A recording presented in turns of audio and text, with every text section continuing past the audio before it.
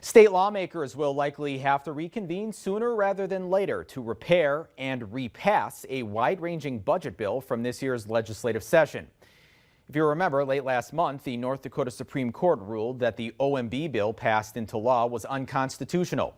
In a ruling today, the High Court rejected a motion from lawmakers to delay its effect until mid-December.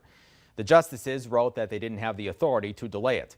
In a statement, Governor Burgum says this now accelerates their schedule, and he's speaking with legislative leaders to figure out when they're going to reconvene.